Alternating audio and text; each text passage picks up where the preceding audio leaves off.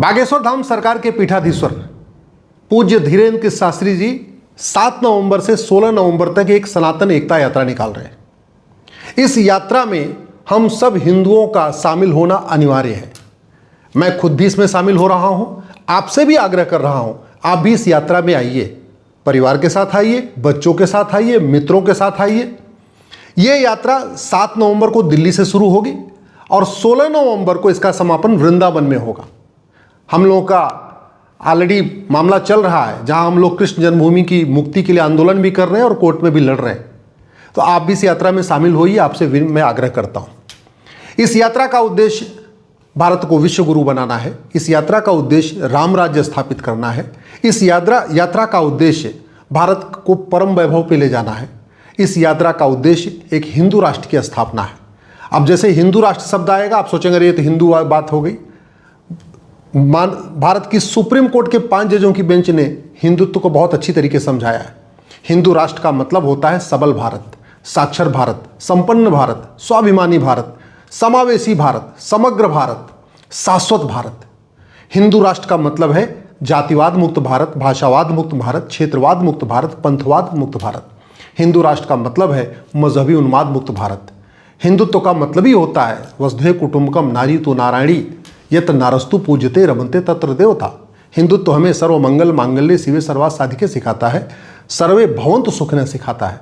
इसलिए सनातन एकता यात्रा, सनातन हिंदू एकता यात्रा का मतलब आप अच्छी तरीके से पहले समझ लीजिए और समझने के बाद इसमें आइए ज़रूर। भारत में अनेक समस्याएं चल रही हैं, उन सभी समस्याओं का समाधान तभी हो सकता है जब हम सब लोग मिल के एक आवाज़ में अपनी बात रखें। भारत में घूसखोरी है, कमीशनखोरी है, जमाखोरी है, मिलावटखोरी है, कालाबाजारी है, नशा तस्करी है, मानव तस्करी है। भारत में लब जिहाद है, लैंड जिहाद है, धर्मांतरण है, घुसपैठ है। भारत में भ्रष्टाचार है। भारत में जातिवाद है, भाषावाद है, क्षेत्रवाद है, मजहबी उन्माद है, पत्थरबाजी है, अलगाववाद है, आतंकवाद है, माओवाद है, नक्सलवाद है।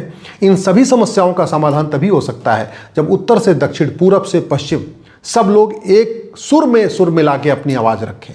जब ब्राह्मण, क्षत्रिय, वैश्य, दलित एक साथ इकट्ठा होकर अपनी आवाज़ उठाएं, जब बच्चे, बूढ़े, जवान एक साथ अपनी आवाज़ उठाएं, तभी भारत विश्वगुरु बन पाएगा, तभी भारत में राम राज्य की स्थापना हो पाएगा, तभी भारत का परम वैभव का लक्ष्य प्राप्त हो पाएगा, तभी भारत वास्तविक स्वतंत्र भारत हो पाएगा।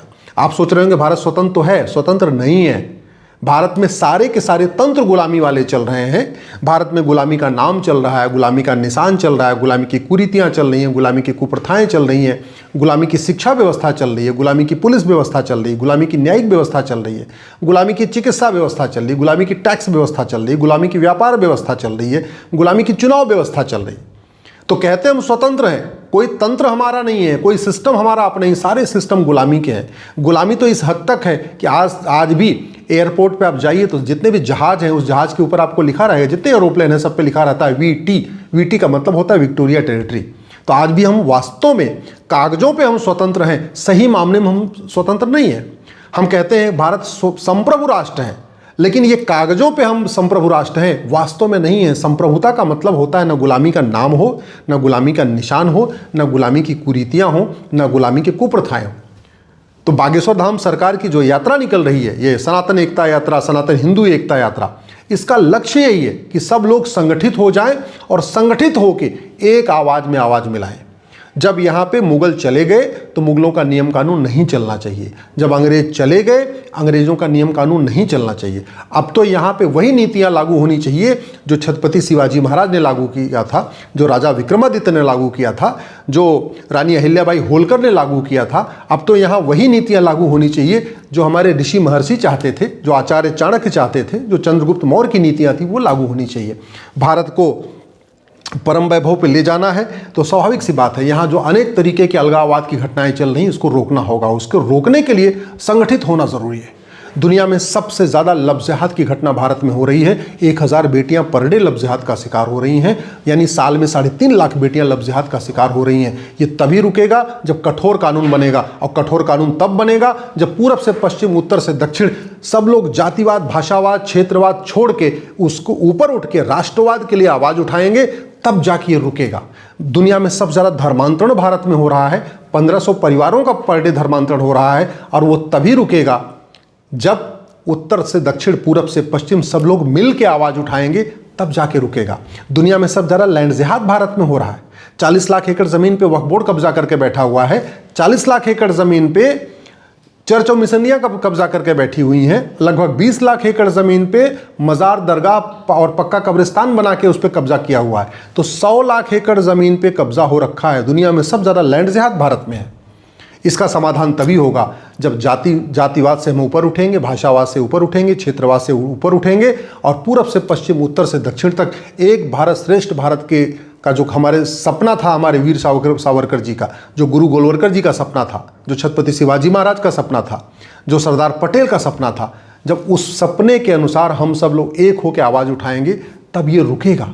भारत में ड्रग का कारोबार चल रहा है, दुनिया में सब ज़्यादा नशे का कारोबार भारत में हो रहा है, वो तभी रुकेगा जब उत्तर से दक्षिण, पूरब से पश्चिम हम लोग एक हो जाएंगे। इसलिए मैं आपसे आग्रह कर रहा हूँ, बागेश्वर धाम सरकार की जो सनातन एकता यात्रा शुरू हो रही है, 7 तारीख से लेकर 16 तारीख तक चलेगी।